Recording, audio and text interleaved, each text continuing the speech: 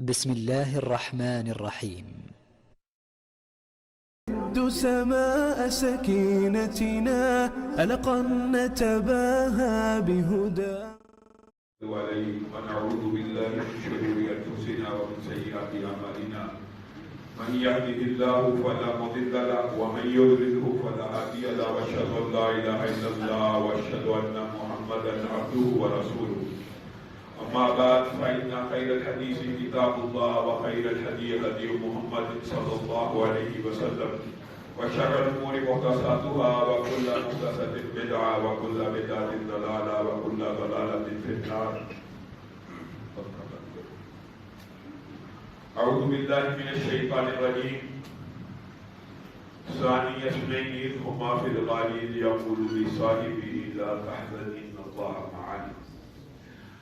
تمام قسم کی تعریفات اور حمد و ثنا اللہ مالک الملک کے لیے ہیں جو تمام کائنات کے خالق مالک اور رازق ہیں، جو اپنے بندوں پر بے شمار انعامات اور احسانات کرنے والے ہیں، جو ہمیشہ سے ہیں اور ہمیشہ ہی رہیں گے، نہ جن کی ذات میں کوئی شریک ہے نہ جن کی صفات میں کوئی شریک ہے.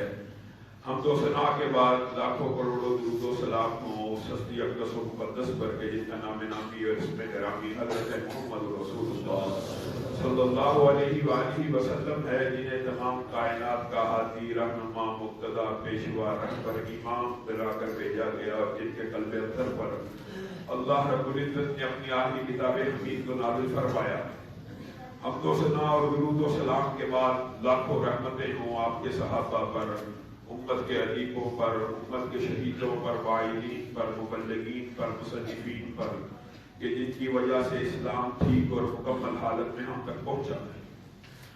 معزز سامعین گرامی قدر، حضرت ابو بکر کی سیرت کے حوالے سے بہت سے واقعات آپ کے گوش گزار کیے، ان کی سیرت سے جو پہلو نکلتے ہیں اس حوالے سے بھی آپ کے سامنے گفتگو کو رکھا.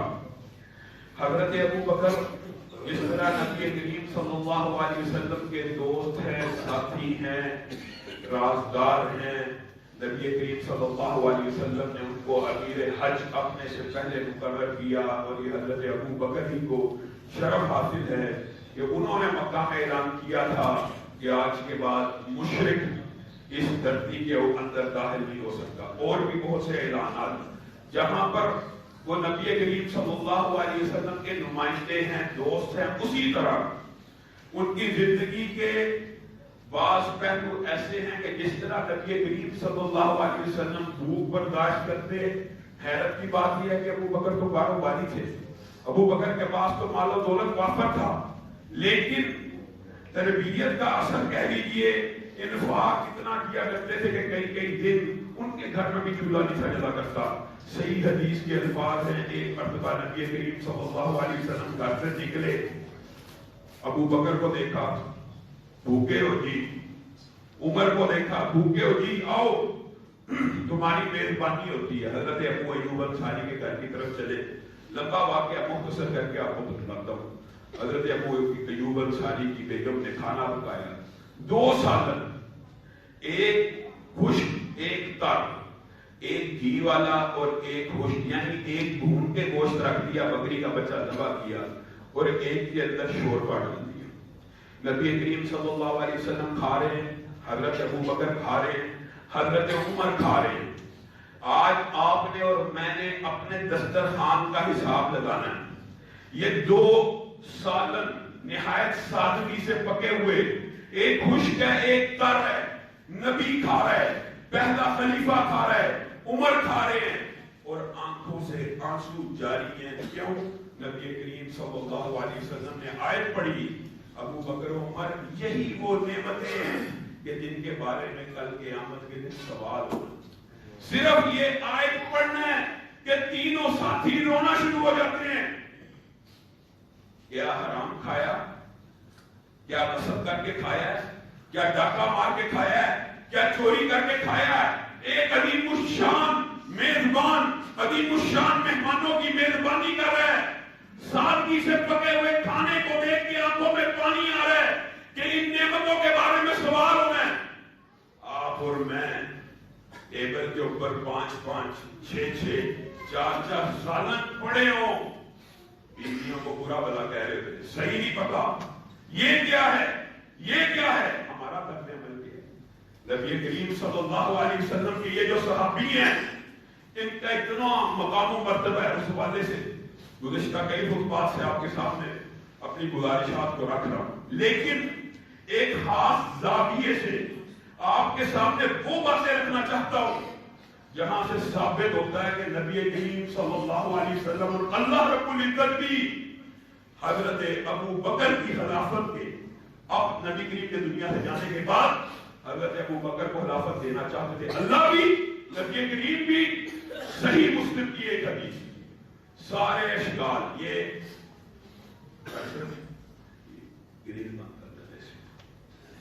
سارے اشکال ایک ہی روایت سے دور ہو جاتے ہیں. نبی کریم صلی اللہ علیہ وسلم نے حضرت عائشہ کو بیماری کی حالت میں وہ جو بڑی مشہور روایات ہیں, آج اس کے بارے میں جو اشکال آتے ہیں وہ بھی سمجھ لیجیے. یہ جو ایک بڑی مشہور بات کی جاتی ہے کہ حضرت عمر نے اس وقت کاغذ پینسل نہیں تھی, اگر دے دیتے تو نبی کریم صلی اللہ علیہ وسلم نے حضرت علی کی خلافت لکھ دی تھی. اس کے بعد زندہ رہے, اس کے بعد زندہ رہے, کیا لکھی؟ نہیں لکھی. لکھنا کیا چاہتے تھے؟ صحیح مسلم میں یہ حدیث بھی موجود ہے کہ نبی کریم لکھنا کیا چاہتے تھے. صحیح مسلم کی حدیث ہے, اہل سنت کا اجماع ہے, بخاری اور مسلم کی ثقافت کے اوپر. حدیث کیا ہے؟ عائشہ لاؤ کاغذ اور قلم لے کے آؤ, میں تمہارے باپ کی خلافت لکھ دیتا ہوں کہ کل کوئی آنے والا یہ نہ کہے کہ ابو بکر خلافت کے مستحق نہیں ہے. پھر نبی کریم صلی اللہ علیہ وسلم کے الفاظ پر غور کیجیے, وَيَعْبَ اللَّهُ وَالْمُؤْمِنُونَ وَيَعْبَ اللَّهُ وَالْمُؤْمِنُونَ وَيَعْبَ اللَّهُ وَالْمُؤْمِنُونَ. اللہ کی قسم, اللہ بھی اور مومن بھی ابو بکر کی خلافت کے بغیر راضی نہیں ہوں گے. نبی کریم کہہ رہے ہیں اللہ بھی ابو بکر کو خلیفہ بنائے بغیر راضی نہیں ہوگا, اس لیے مجھے لکھنے کی ضرورت ہے. عورت آتی ہے, پہلے بھی آپ کے سامنے حدیث رکھی ہوئی ہے, آقا آپ مجھے کہہ رہے اگلے سال آئیے, اگلے سال آؤں, آپ دنیا میں نہ ہوں تو کس کے پاس ہوں؟ ابو بکر کے پاس چلے جائیں. صحیح حدیث, سیدھی بات. اگر میں نہ ہوں, کوئی بندہ جس کو نائب بناتا ہے اس کی ذمہ داری ہوتی ہے وہ ڈیوٹیز پوری کرنے کی. نبی کریم نے کوئی وعدہ کیا عورت سے, آپ کو نہ کہو ڈیوٹی کون پوری کرے گا؟ خلیفہ پوری کرے گا. مجھے نہ کہو تو کس کے پاس ہونا؟ ابو بکر کے پاس آنا. پھر اشارہ کیا, مجھے معلوم نہیں ہے میں تم میں کتنا عرصہ زندہ رہوں, اگر میں دنیا سے چلا جاؤں تو کن دو کی اقتدا کرنی ہے؟ ابو بکر عمر کی اشارہ کر کے, باقاعدہ اشارہ کر کے ان دو کی پیروی کرنی ہے. قبا کا مشہور واقعہ ہے, کتنا بڑا اعزاز ہے. حضرت ابو بکر کو صحابہ نے کہا نبی کریم صلی اللہ علیہ وسلم صلح کرانے گئے, نماز پڑھائیے. اچھا میں نماز پڑھا دیتا ہوں. اب نماز قائم کر دی, دوران نماز نبی کریم صلی اللہ علیہ وسلم آ جاتے. حضرت ابو بکر نماز بہت دماغ سے پڑھا کرتے تھے, اور صحابہ کا طرز عمل یہ تھا کہ اللہ کی ایسی عبادت کرو جیسے گویا اللہ کو دیکھ رہے ہو. یہ احسان کا بھی طرز ہے, ایسی عبادت کیا کرتے تھے. پیچھے سے لوگوں نے آوازیں نکالی, کچھ نے تالیاں بجائی حضرت ابو بکر کو متوجہ کرنے کے لیے کہ ان کو پتا چلے نبی کریم صلی اللہ علیہ وسلم آ گئے ہیں اور مصلی سے پیچھے ہٹ جائیں. حضرت ابو بکر مشغول ہے نماز میں, ان کو پتا نہیں لگا. یہ دیکھیے اس خاندان کا, اس فیملی کا اسلام کے کتنے ضابطے متعین کرنے میں کردار ہے. یہاں پہ وہ مشہور حدیث ہے, صحابہ نے جب زور زور سے تالیاں بجائی تو نبی کریم صلی اللہ علیہ وسلم نے نماز کے بعد جو حدیث آتی ہے نا, یہ تالی عورت کے لیے ہے اور مرد کے لیے کیا ہے؟ سبحان اللہ. نماز کے اندر بھی سبحان اللہ کہہ دو. امام کو اگر متوجہ کرنا ہو یا کوئی بات بتلانی ہو, نہ اپنی زبان میں بتلانی ہے, نہ تالی بجا کے بتلانی ہے, بلکہ کیا کہہ کے بتلانی ہے؟ سبحان اللہ کہہ کے بتلانی. دو لوگوں سے تالیاں بجی, حضرت ابو بکر متوجہ ہوئے, کچھ پیچھے دیکھا, پتہ لگ گیا نبی کریم صلی اللہ علیہ وسلم کھڑے.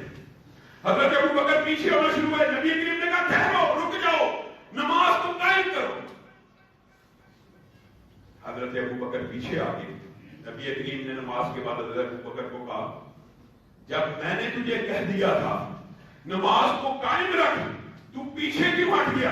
کہا آقا اللہ کی قسم ابو بکر کی زندگی میں وہ دن نہ آئے کہ ابو بکر مصلی پہ کھڑا ہو رہا پیچھے نماز کو ادا کرے. یہ نبی کریم صلی اللہ علیہ وسلم نے پیار کیا ہے.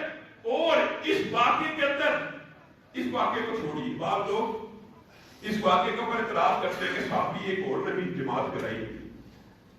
آگے نبی کریم صلی اللہ علیہ وسلم جب بیمار پڑ جاتے ہیں جب اس بیماری کے اندر چلے جاتے ہیں جس بیماری کی وجہ سے وہ دنیا سے رخصت ہوئے حضرت عائشہ کہتی ہے حضرت عائشہ ان کا امتحان دیکھیں حضرت عائشہ کہتے ہیں مجھے خوف تھا کہ نبی کریم صلی اللہ علیہ وسلم میرے پاپا کو کہیں گے نماز پڑھاؤ میں بیمار ہوں تو میرے دل میں حضرت عائشہ بچی تھی. ویسے بھی کسی بھی صحابی کا امتحان درست ہو سکتا ہے غلط ہو سکتا ہے. حضرت عائشہ کہتے ہیں میرے دل میں خیال تھا جو بندہ نبی کی زندگی میں نبی کی مصلی پہ کھڑا ہوگا لوگ بدفعل لیں گے لوگ برا سمجھیں گے. تو میں نبی کریم صلی اللہ علیہ وسلم سے یہ گزارش کی کہ آقا حضرت ابو بکر کمزور دل ہے عمر کو مصلی پہ کھڑا کیجیے. عمر ذرا سخت دل ہے عمر ذرا ہوش و حواس برقرار رکھتے ہیں. حالانکہ معاملہ اس سے الٹ تھا وہ آگے آگے آپ کو پتا چلے گا. عمر کو مصلی پہ کھڑا کیجیے. نبی کریم صلی اللہ علیہ وسلم نے کہا مروا ابا بکر فلیصلی بالناس ابو بکر کو آگے کیا جائے لوگوں کو جماعت کروائے. کہا آقا کسی اور کو کھڑا کیجیے. حضرت عائشہ کی سفارش کی وجہ دیگر بیویوں نے بھی سفارش کرنا شروع کر دی. آقا نے کہا مروا ابا بکر فلیصلی بالناس ابو بکر کو آگے کھڑا کرو لوگ اس کے پیچھے نماز ادا کریں. جب بیویوں نے دوبارہ کہا تو نبی کریم نے ڈانٹ دیا ڈانٹا. کہا میں کہتا ہوں ابو بکر کو آگے کھڑا کرو تم مجھے مشورے دیتی ہو کسی اور کو آگے کھڑا کرو تم یوسف کی گھر والی ہو جیسی ہو. یہ ڈانٹا. جب یہ ڈانٹا حضرت عائشہ نے کہا شرح صدر ہو گیا مجھے کہ اللہ رب العزت کیا چاہتے ہیں. پھر حضرت ابو بکر نبی کی زندگی کے اندر مصلی امامت پہ کھڑے ہوئے. ایک نماز پڑھی 2 نمازیں 5 نمازیں 10 نمازیں صحیح روایات کے اندر جتنی دیر بیمار رہے 17 نمازیں. حضرت ابو بکر نبی کریم کے زندگی میں ان کے موجود ہوتے ہوئے مصلی امامت پہ کھڑے رہے 17 نمازوں. اور ایک دن نبی کریم صلی اللہ علیہ وسلم پردے کی اور سے دیکھتے ہیں میرے صحابہ کیا کر رہے ہیں نماز پڑھ رہے ہیں مسکرانا شروع کر دیتے ہیں. اور صحابہ کہتے ہیں نبی کریم کا چہرہ دیکھ کے دوران نماز ہم اتنا خوش ہوئے دل کیا نماز ہی توڑ دیں دل کیا نماز ہی توڑ دیں. ہم جب ان کی طرف متوجہ ہوئے تو نبی کریم نے ہاتھ کے اشارے سے ہماری توجہ کو اللہ کی طرف مبذول کروایا اور پردے کو لٹکا دیا. اسی طرح ایک دن اسی نمازوں کے اندر نبی کریم صلی اللہ علیہ وسلم ایک دن نکاحت میں آخری دن بیمار تھے نکاحت کے اندر آپ تھے. حضرت ابو بکر پیچھے ہٹنے کی کوشش کرتے کہتے ہیں نہیں کھڑے رہو.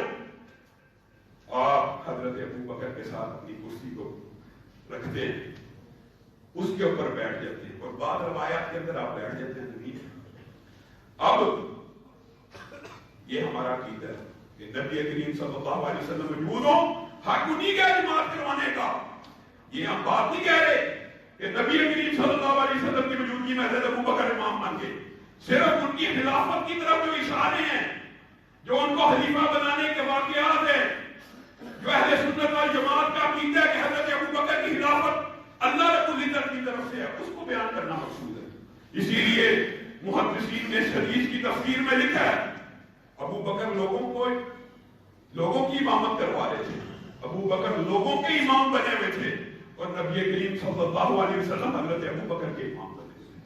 ہم یہ نہیں کہتے نعوذ باللہ توہین مقصود نہیں ہے لیکن یہ بتلانا مقصود ہے. نبی کریم صلی اللہ علیہ وسلم نے ارشاد فرمایا صحیح حدیث ہے نا سارے دروازے بند ہو جائیں میں دنیا سے چلا جاؤں تو مسجد النبی کے سارے دروازے بند کر دینا مگر کس کا ابو بکر کا. مگر کس کا ابو بکر کا. حوضہ ابو بکر بند نہیں ہوگا، اس کا دروازہ بند نہیں کرنا. یہ کس بات کا اشارہ ہے؟ یہ کس بات کا اشارہ ہے؟ عام فہم بات ہے کہ ابو بکر خلیفہ ہوں گے، ابو بکر امام ہوں گے مصلی کے، مسجد النبی کے. آج آپ کوئی مسجد النبی جائے، روزے کے سامنے جو باب الرحمن وہ دروازہ، اس کے اوپر لکھا ہوا ہے باقاعدہ خوفا ابو بکر. نبی حضرت ابو بکر کا وہ گھر تھا، آج وہ گھر بھی مسجد النبی کے اندر آ چکا ہے. روضہ رسول اور حضرت ابو بکر کے گھر کے درمیان کا رستہ کھلا رہا. کس وجہ سے؟ کہ ابو بکر نماز کے لیے آئیں گے، امامت کے لیے آئیں گے، اس کو دقت پیش نہ ہو. ساری مسجد کو کلوز کر دیا گیا نبی کریم صلی اللہ علیہ وسلم کی وسیلے کے طور کے اوپر. اب آئیے، یہ تو وہ خلافت کے اشارے ہیں معروف مشہور. اور حضرت اور صحیح مسلم کی حدیث تو یاد کر لینے کے بعد وہ جو اشکال ہیں کہ حضرت علی کی لکھنے لگے کہ بھائیو اگر حضرت علی کی لکھنا مقصود ہوتا تو نبی کریم صلی اللہ علیہ وسلم اس دن کے بعد زندہ رہے. یہ اشکال، یہ وہم کیوں ڈالا جاتا ہے کہ اس دن لکھ دینا تھا، اس کے بعد فوت ہو گئے؟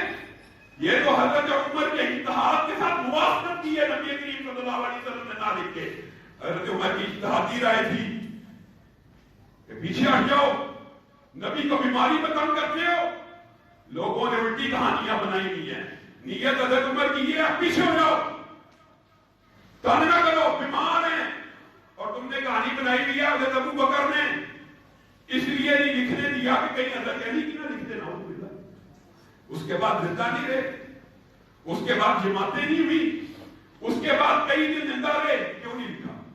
اور جو لکھنا تھا حضرت عائشہ کو بتلا کے گئی ہیں کہ میں یہ لکھنا چاہتا ہوں. پھر کہا اللہ اور مومن بھی ابو بکر کی خلافت کے بغیر اقراری نہیں ہوگی. بات واضح کلیئر. اور جو کردار نبی کریم صلی اللہ علیہ وسلم کے دنیا سے چلے جانے کے بعد حضرت ابو بکر نے اس دن ادا کیا، اس دن امت کے اوپر جو احسانات حضرت ابو بکر کی اللہ کی قسم کسی ہے. نبی کریم صلی اللہ علیہ وسلم حالت بیماری میں لوگوں کو اکٹھا کر رہے ہیں. پتہ ہے حالت خراب ہے اور انبیاء کی روحوں کو مالک الموت بھی ان کی اجازت سے قبض کرتا ہے. انبیاء سے اجازت دینی پڑتی ہے، بتلانا پڑتا ہے، دیدن ہوتا ہے. آقا روح قبض کرنا چاہتا ہے. وہ لمحات آتے ہیں. یہ لمحات اگر نبیوں پہ آنے ہیں تو آپ کی اور میری کیا حیثیت ہے؟ کام ہے صحابہ، دنیا میں کوئی باقی نہیں ہے. نبی کریم اس بیماری کی عالم میں جب پتہ ہے کہ میں دنیا سے جانے والا ہوں، دو عظیم روایات ہیں جو حضرت ابو بکر کی سیرت، ان کی فہم و فراست اور ان کے مرتبے کو ظاہر کرتی ہیں.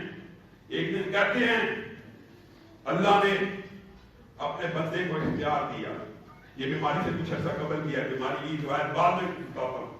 اللہ نے اپنے بندے کو اختیار دیا دنیا میں رہنا چاہے یا آخرت کی نعمتوں میں منتقل ہو جائے. بندے نے آخرت کو چنا. صحابہ سمجھے ایک واقعہ بتلایا جا رہا ہے، شاید بنی اسرائیل کا کوئی بندہ یا کوئی عام بندے کا واقعہ. واحد ابو بکر صحابہ کے مجمع میں بیٹھے تھے، رونا شروع کر دیتے، رو رہے ہیں. ایک عرصہ گزر گیا. نبی کریم جب دنیا سے چلے گئے حضرت حذیفہ کہتے ہیں اللہ کی قسم ابو بکر سے بڑا عالم کوئی نہیں تھا. یہ حدیث، یہ قول ہم میں سے ابو بکر کے علاوہ کسی نے نہیں سمجھا، لیکن ابو بکر کو پتا چل گیا تھا کہ نبی کریم صلی اللہ علیہ وسلم نے موت کو اختیار دی. حضرت ابو بکر کی فہم و فراست یہ تھی، ان کو پتا چل گیا تھا کہ نبی کریم اب دنیا سے جانے والے ہیں اور یہ نبی کریم اپنے بارے میں کہہ رہے ہیں. پھر بیماری کے دنوں میں لوگوں کو اکٹھا کیا بتلانے کے لیے. لوگوں سنو، اس امت کے اندر سب سے زیادہ اگر کسی بندے کے احسان، یہ لفظ بہت اہم، نبی سے بڑا امتی کے اوپر کوئی احسان نہیں کر سکتا. نبی کا احسان ہوتا ہے امت کے اوپر کہ ہدایت دیتا ہے، اللہ کا پتہ بتلاتا ہے، جو قبول کرتا ہے نبی اس کا محسن ہوتا ہے. آج نبی کریم کا احسان کیا ہمارے اوپر نہیں ہے؟ ہمارے تن ڈھکے ہوئے، بیویوں بہنوں بیٹیوں نے کپڑے پہنے ہوئے، یہ نبوت کا احسان نہیں ہے کہ ہمیں رشتوں کا پتہ پھوپھو کا، بہن کا، بیٹی کا، یہ نبی کا احسان نہیں ہے؟ اخلاقیات کے سارے درس نبی سے ملتے ہیں، اور نبی کریم کیا کہہ رہے ہیں؟ میری امت کے اندر سب سے زیادہ احسان میں محمد صلی اللہ علیہ وسلم کے اوپر اگر کسی کے ہیں تو ابو بکر کے۔ لوگوں کو کہہ رہے ہیں، لوگوں کو بتلا رہے ہیں، اس وجہ سے تاکہ اس احسان کی لاج رکھی جائے، تاکہ اس احسان کی شرم کی جائے۔ تم نے اپنی زبانوں کو تلواریں بنایا ہوا ہے، نبی کریم کی سختی کے بارے میں کہہ رہے ہیں یہ میرا محسن ہے، سب سے زیادہ احسان اس کے ہوئے، میں نے دنیا کے ہر شخص کے احسان اتار دیے، لیکن ابو بکر کے احسانوں کا بدلہ نہیں دے سکتا۔ اگر خلیل بنانا ہوتا، اگر خلیل بنانا میری امت میں جائز ہوتا تو میں ابو بکر کو اپنا خلیل بنا دیتا۔ کیا بتلانا چاہتے ہیں؟ حضرت ابو بکر کی شان بیان کر رہے ہیں کہ نہیں؟ فوت ہو گئے، حضرت ابو بکر کو پتا چلا، گھوڑے پہ آئے، گھوڑے سے اترے۔ آج کوئی عام لیڈر فوت ہو جائے، ذرا غور کرے، علامہ شہید کی وفات شاید لوگوں کو یاد ہو، اہل توحید کے اوپر کس طرح بن کے وحشت بن کے گری، لوگ داروں کتار رونا شروع ہو گئے، پھاڑے مار کے روتے تھے۔ وہ تو ایک لیڈر تھے، ایک خطے کے، ایک علاقے کے، جو کائنات کا امام ہو۔ جب وہ دنیا سے چلا جائے، وہ صحابہ جو ان کے وضو کے پانی کو زمین پہ نیچے گرنے دیتے، ان کے دلوں پہ کیا بیتی ہو؟ ہر طرف ماتم کا سما تھا، لوگ زاروں کی طرح رو رہے ہیں، لوگ ہوش و حواس میں نہیں ہیں، اور یہ جملہ گستاخی کا نہیں ہے۔ بات کہتے ہیں یہ ہی صحابہ کے بارے میں کہہ دیتے ہیں ہوش و حواس گم ہو گئے، اور بھائی محبت کی وجہ سے، ان کے صدمے کی وجہ سے صحیح روایات کے اندر یہ الفاظ موجود ہیں۔ حضرت ابو بکر آئے ہیں، نبی کریم صلی اللہ علیہ وسلم کی بیعت کو بوسہ دیا ہے، بوسہ دے کے باہر آئے، حضرت عمر صحابہ سے خطاب کر رہے ہیں، کوئی اگر یہ کہے گا محمد صلی اللہ علیہ وسلم دنیا میں چلے گئے، عمر اس کی گردن کو کاٹ دے گا۔ غصہ، صدمہ، حضرت عمر کے یہ الفاظ کیا ہیں؟ کوئی یہ نہ کہ محمد صلی اللہ علیہ وسلم فوت ہو گئے۔ صحابہ کہہ رہے ہیں ہرگز کوئی یہ بکواس نہ کرے کہ محمد صلی اللہ علیہ وسلم دنیا سے چلے گئے ہیں۔ حضرت ابو بکر بوسہ دے کے باہر آتے، بیٹھ جاؤ بیٹھ جاؤ بیٹھ جاؤ، سارے صحابہ کو اٹھایا۔ من کان منکم یعبد محمدا، من کان منکم یعبد محمدا فإن محمدا قد مات۔ تم میں سے جو کوئی محمد صلی اللہ علیہ وسلم کی عبادت کرتا تھا، سن لے محمد صلی اللہ علیہ وسلم وفات پا گئے۔ من کان منکم یعبد اللہ فإن اللہ حی لا یموت۔ جو کوئی تم میں سے اللہ کی عبادت کرتا ہے اور کرتا تھا، سن لے اللہ کو کبھی موت نہیں آنی، اس نے ہمیشہ زندہ رہنا۔ صحابہ کے جذبات گرنا شروع ہوئے۔ حضرت ابو بکر کی جلالی تقریر سنی، سنہرے حروف سے لکھے جانے والی، ساتھ ہی آیت پڑھی، کیا خوبصورت استدلال دیا، وما محمد الا رسول قد خلت من قبلہ الرسل افإن مات او قتل۔ کتنی خوبصورت آیت، بر روکا، بر محل پڑھی، کہا محمد سوائے اللہ کے رسولوں میں سے ایک رسول ہے، کیا وہ فوت ہو جائیں اور قتل کر دیے جائیں تم اپنے پاؤں پہ پھر جاؤ گے، اسلام کو چھوڑ دو گے؟ حضرت عبداللہ ابن عباس کہتے ہیں اللہ کی قسم ہمیں ایسا لگا قرآن کی یہ آیت آج نازل ہوئی ہے، قرآن کی یہ آیت اس موقع کے لیے اللہ نے اتاری تھی۔ حضرت عمر خود کہتے ہیں میں جوش و جذبات میں تھا، میرے پاؤں کا کمالے تھے، میں غصے میں تھا، میرا دل تھا کہ نبی کریم ہم میں سے سب سے زیادہ عمر پائیں، ہمیں یوں تنہا نہ چھوڑ کے جائیں۔ جب نبی کریم چھوڑ گئے مجھے یقین نہ آیا، لیکن جس وقت ابو بکر نے اس آیت کو پڑھا، وما محمد الا رسول قد خلت من قبلہ الرسل، حضرت عمر کہتے ہیں اللہ کی قسم آیت کو سننا تھا، مجھے یقین آ گیا کہ نبی کریم صلی اللہ علیہ وسلم فوت ہو گئے ہیں۔ میں عمر زمین پہ گر گیا، زاروں قطار رونا شروع کر دیا. صحابہ کی آہو بکا چیخوں میں تبدیل ہو گئی. ماتم نہیں کیا, کپڑے نہیں پھاڑے, گریبان نہیں نوچے, روئے ضرور ہیں. نبی کریم صلی اللہ علیہ وسلم دنیا سے رخصت ہوئے. حضرت ابوبکر کے اس لیڈرانہ کردار نے امت کے اجماع کی حیثیت اختیار کی. لیکن افسوس آج صحابہ کے اجماع کو بھی نہیں مانا جاتا. نعوذ باللہ کیا کہا جاتا ہے؟ نبی کریم زندہ ہی ہے, نبی کریم کا فوت ہی نہیں ہوئے. افإن مت فهم الخالدون, اللہ کہہ رہے ہیں جب نبی کریم فوت ہو جائیں گے تو کیا یہ زندہ رہیں گے؟ انک میت وانہم میتون, نبی کریم بھی فوت ہونے والے ہیں اور تم نے بھی مر جانا ہے. اللہ کہہ رہا ہے یہ اجماع صحابہ ہے. صحابہ نے عارضی طور پہ جو عقیدہ اختیار کیا, حضرت ابوبکر نے اس کے اوپر ضرب کاری کو لگا دیا. محمد صلی اللہ علیہ وسلم کی عبادت کرتے تھے, اگر ان کی عبادت کرتے ہیں تو وہ تو فوت ہو چکے. جب کرتے اللہ کی ہو تو اللہ نے تو فوت ہونا ہی کوئی نہیں, اللہ نے تو ہمیشہ رہنا ہے. عقیدہ یہ صحابہ کا ہے. اعتراض آج ہمارے پہ کیا جاتا ہے, ہمارے گریبانوں کو پکڑا جاتا ہے, یہ بھی بڑے گستاخ ہیں. نبی کریم صلی اللہ علیہ وسلم کو فوت مانتے ہیں, ہم مانتے ہیں. اللہ کہہ رہے, صحابہ کہہ رہے ہیں. حضرت ابوبکر کتنی عمدہ آیات اس وقت استدلال کے طور پر پڑھ کے آپ کو مجھے سمجھا رہے. پھر سب سے پہلے حضرت ابوبکر کو یہ اطلاع ملی.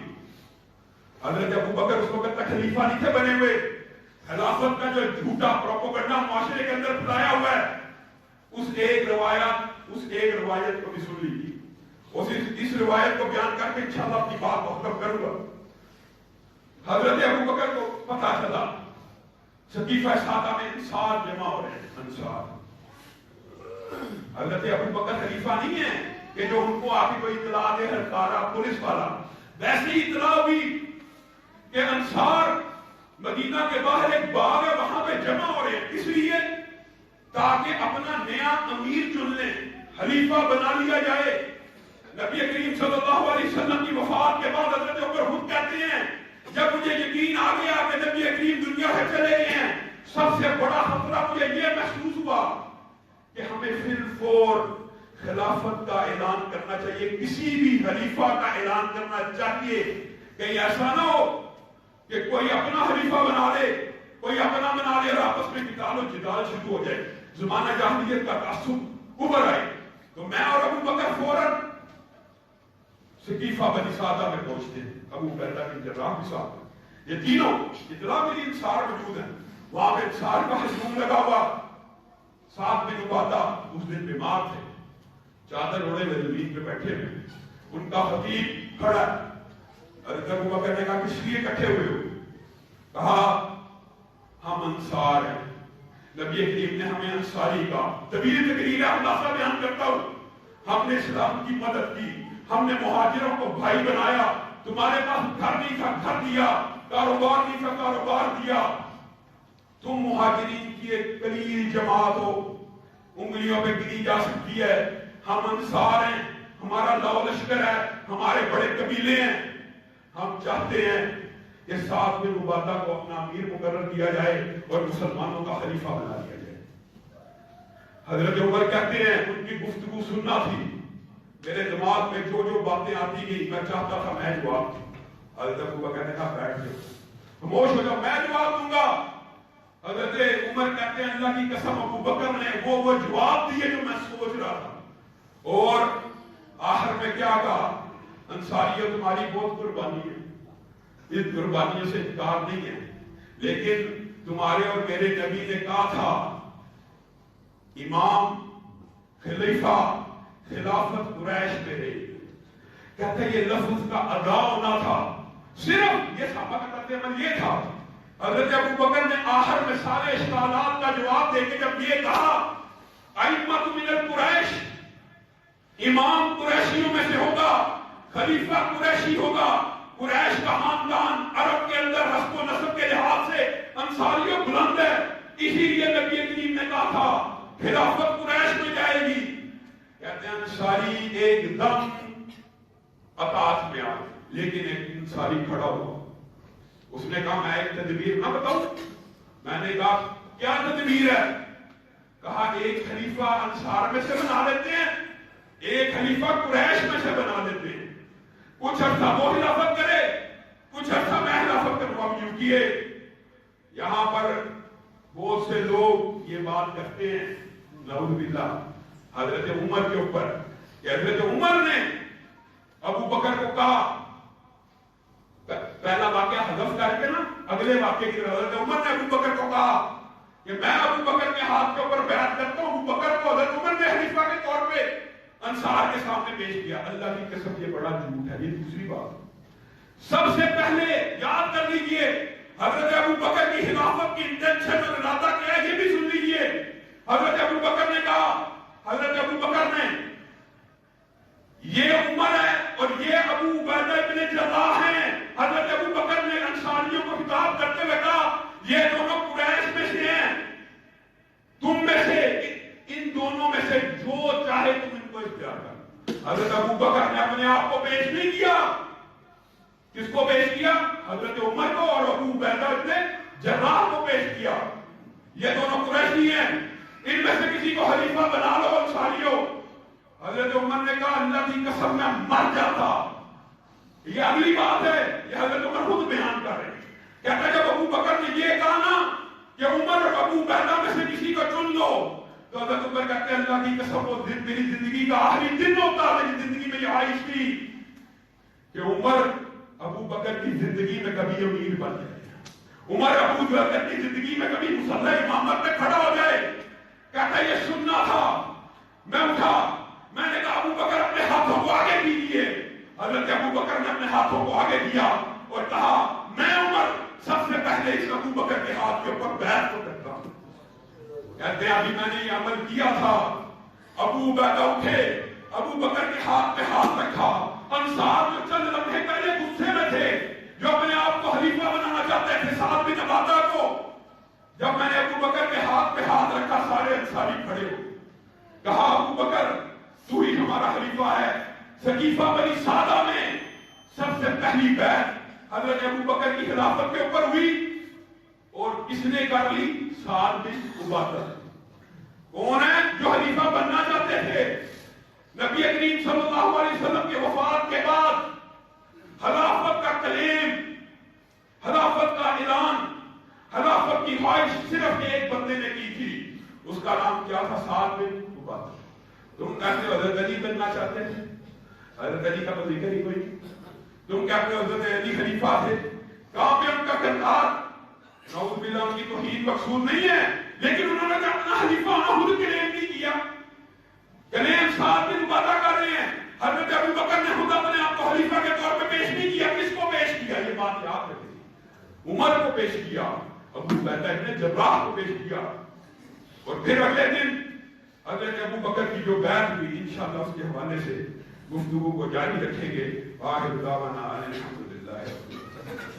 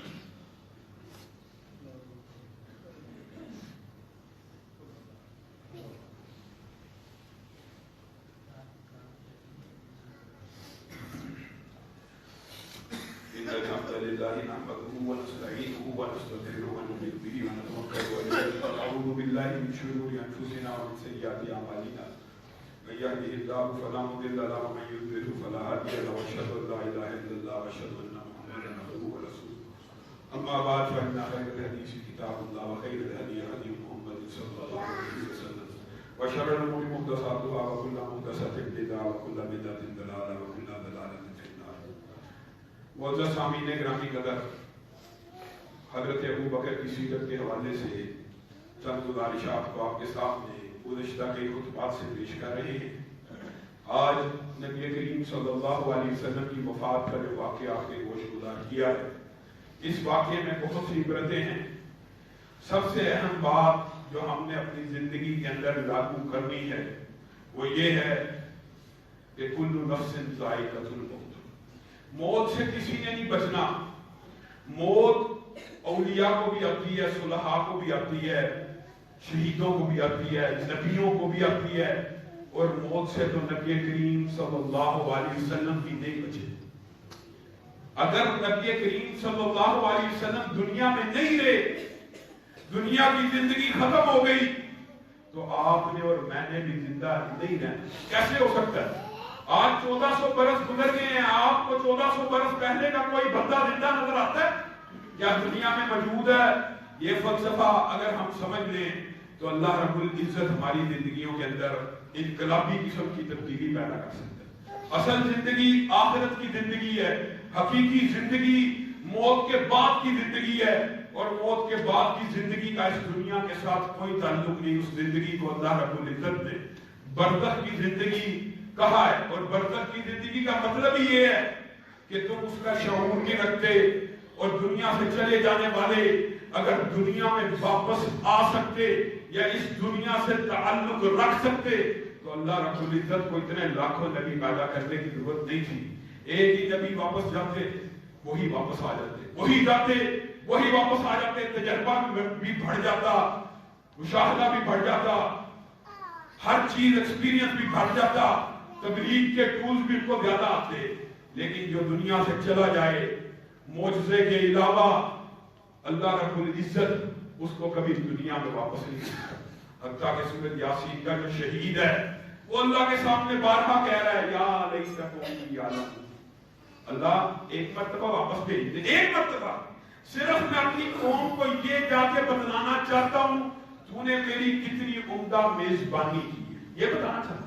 اللہ نے کہا تو نہیں واپس جا سکتا، لیکن تیرے الفاظ مجھے اتنے پسند آئے ہیں، اس کو میں قرآن بنا کے نازل کر دیتا ہوں. تیری قوم کو کیا، آنے والی جتنی اقوام ہیں سب کو تیری یہ بات پہنچ جائے گی. یا لیت قومی یعلمون.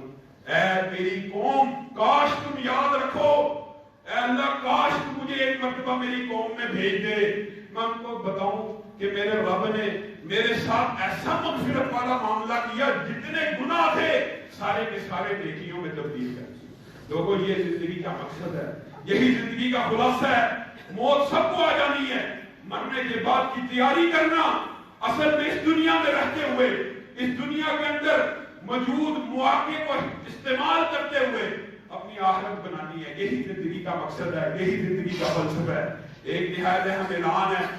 انشاءاللہ آج شیخ الحدیث، شیخ التفسیر حضرت مولانا عبدالغفار رحمان صاحب مغرب کے بعد فوراً بعد، مغرب کی نماز کے فوراً بعد ان کا تربیتی و اصلاحی پروگرام ہوگا. گزشتہ جمعے بھی آپ لوگوں سے کہا تھا یہ وہ علماء ہیں جو خوش نصیبی ہے اللہ کی قسم کہ ہمارے اثر میں موجود ہیں.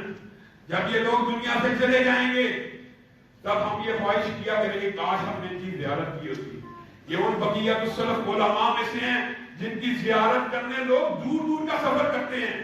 وہ آپ کی مسجد میں آئیں اور آپ لوگ خود موجود نہ ہو، اس سے زیادہ بڑی بدقسمتی اور بدنصیبی کی بات نہیں ہو سکتی. تو سب ساتھی جو انتہائی ضروری کام ہے اس کی بات نہیں کرتا، باقی سب ساتھی ان کا درس سننے کے لیے آئیں. سبحان ربک رب العزت عما یصفون وسلام علی المرسلین والحمد للہ رب العالمین.